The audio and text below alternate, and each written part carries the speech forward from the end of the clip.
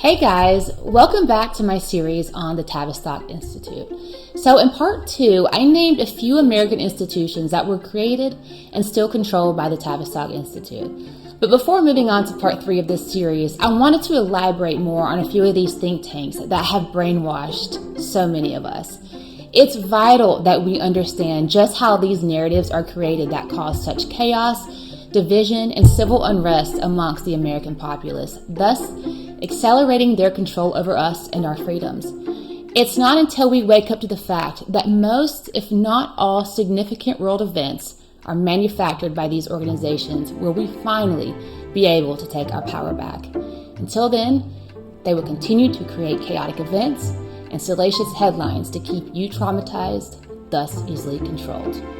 So let's dig a little deeper into IPS, or Institute for Policy Studies, as I think this think tank is very relevant today as it pertains to the manufactured white supremacy, blacks hate whites, transgender narrative that is being forced down our throats on a daily basis. So IPS has a network of lobbyists, all supposedly operating independently, but in actual fact, acting cohesively, so that congressmen are pummeled from all sides by seemingly different and varied lobbyists.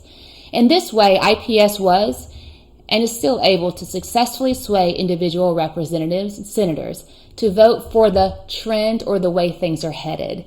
By using key point men on Capitol Hill, IPS was able to break into the very infrastructure of our legislative system and the way it works. By sponsoring militant activism at home and with links to revolutionaries abroad, by engineering such victories as the Pentagon Papers, bridging the credibility gap between underground movements and acceptable political activism, by penetrating religious organizations and using them to sow discord in America, such as radical racial policies under the guise of religion, using establishment media to spread IPS ideas, and then supporting them, IPS has lived up to the role in which it was founded to play. Grants for IPS came from the Samuel Rubin Foundation and the Stern family. Samuel Rubin was himself a member of the elite Comintern of the Communist Party, founded by none other than Lenin himself. The Communist International was established in March of 1919 by Lenin, Trotsky, and other Bolshevik leaders for the purpose of enlisting the aid of workers in other countries in support of the Russian Revolution. Billionaire Armand Hammer, dubbed Lenin's chosen capitalist, assisted Rubin in making the fortunes which helped launch IPS. Philip Stern, an IPS trustee, was the president of the Stern Fund. The executive director of the Stern Fund, David R. Hunter, was previously an official of the National Council and the World Council of Churches. So I also discussed the National Training Laboratories, which I'd really like to elaborate on because, in my opinion, they are suspect number one when it comes to the mass brainwashing and groupthink we are seeing today, especially in the educational system. I've also noticed a rise in these sensitivity trainings that are being mandated to public figures such as Jordan Peterson, Kyle Busch, Don Lemon, Kyrie Irving, the list goes on. I mean, just Google recent public figure sensitivity trainings, endless searches. It's crazy. Here's an example from an article written in 1969. A courageous mother, Mrs. Louis Godfrey of Garden Grove, California, succeeded in getting sensitivity training outlawed, at least temporarily, in the Garden Grove Unified School District. Miss Godfrey withdrew 2 of her children from a class in which the process was being used, then appeared before the school board where she was challenged to give a definition of sensitivity training, which she did. Sensitivity training is defined as group meetings, large or small, to discuss publicly intimate and personal matters and opinions, values, or beliefs, and or to act out emotions and feelings towards one another in the group using techniques of self-confession and mutual criticism. It is also coercive persuasion in the form of thought reform or brainwashing. The second paragraph, admitting that sensitivity human relations training is brainwashing, is from page 47 of Issue and Training, a manual for group leaders published in 1962 by the National Training Laboratories of the National Education Association. NLT, National Training Laboratories, was founded in 1947 by members of the Tavistock Network in the United States and located originally on an estate in Bethel, Maine. NTL and its explicit purpose was the brainwashing of leaders of the government, educational institutions, and corporate bureaucracies in the Tavistock method, and then using these leaders to either themselves run Tavistock group sessions in their organizations or to hire other similarly trained group leaders to do the job. For instance, Dr. Peter Bjorn, a Tavistock Institute psychologist, picked Jimmy Carter for the President of the United States solely because Carter had undergone an intensive brainwashing program administered by Admiral Hyman Rickover at Annapolis. The nuts and bolts of the NTL operation revolves around the particular form of Tavistock degenerate psychology known as group dynamics, developed by German Tavistock operative Kurt Lewin, who immigrated to the United States in 1930s and whose students founded NTL. Kurt Lewin, who became director in 1932, developed a social engineering strategy that has become known as the shock doctrine. He is credited with much of the original Tavistock research into mass brainwashing and applying the results of repeated trauma and torture of individuals in mind control to the society at large. Lewin is credited with the model of the change process of human systems. In a Lewinite brainwashing group, a number of individuals from varying backgrounds and personalities are manipulated by a group leader to form a consensus of opinion, achieving a new group identity. The key to the process is the creation of a controlled environment in which stress is induced, sometimes called dissonance, to crack an individual's belief structure. Using the peer pressure of other groups, the individual is cracked and a new personality emerges with the new values. The degrading experience causes the person to deny that any change has even taken place.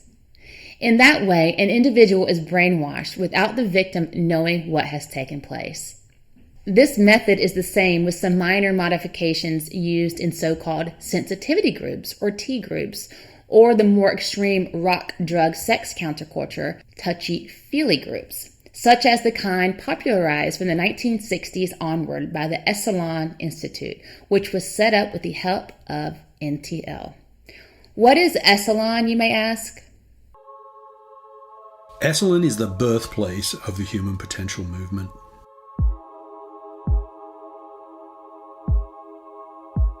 Located where the mountains meet the sea, meet the sky in Big Sur, California, it's both sacred land and a gathering place to connect with yourself and with others.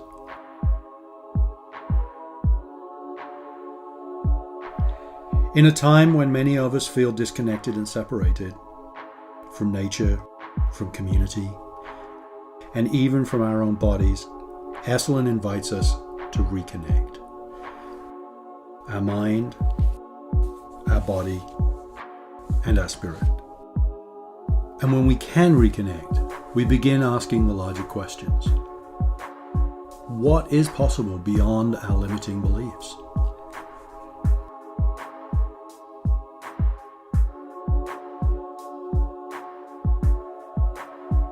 In addition to our public workshops over the last 57 years, Esalen has served as a gateway for new ideas and fertile grounds for movements. Innovative concepts such as citizen diplomacy and integral transformative practices.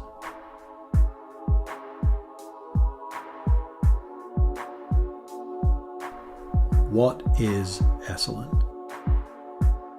We invite you to come and explore and discover for yourself. From the mid-1950s onward, NTL put the majority of the nation's corporate leadership through such brainwashing programs, while running similar programs for the State Department, the Navy, the Department of Education, and other sections of the federal bureaucracy. There is no firm estimate of the number of Americans who have been put through this process in the last 40 years at either NTL or, as it is now known, the NTL Institute for Applied Behavioral Sciences, which is based in Rosslyn, Virginia, or its West Coast-based operations, the Western Training Laboratories and Group Development, or in various satellite institutions. The most reliable estimate is in the several millions. One of the groups that went through the NTL mill in the 1950s was the leadership of the National Education Association, the largest organization of teachers in the United States. Thus, the NEA's outlook has been shaped by Tavistock through the NTL. In 1964, the NTL Institute became a direct part of the NEA, with the NTL setting up group sessions for all its affiliates. With funding from the Department of Education, the NTL Institute drafted the programs for the training of the nation's primary and secondary school teachers, and has had a hand as well in developing the content of educational reforms, including OBE, outcome-based education. I don't know about you, but this is crazy town. The rabbit hole never ends. I'm sure you can understand why I had to add this as part of the second video, because this information is so important, and I can most certainly see the correlation between these institutions and their agendas and the madness we are witnessing today. At least I can. Wow. Anyway, thank you for watching. I hope you enjoyed the video as much as I did. Nerd alert! In the next video, I will discuss the people involved in the Tavistock Institute, as well as the NGOs and secret societies. All right, guys, thanks for watching. I'll see you later. Bye.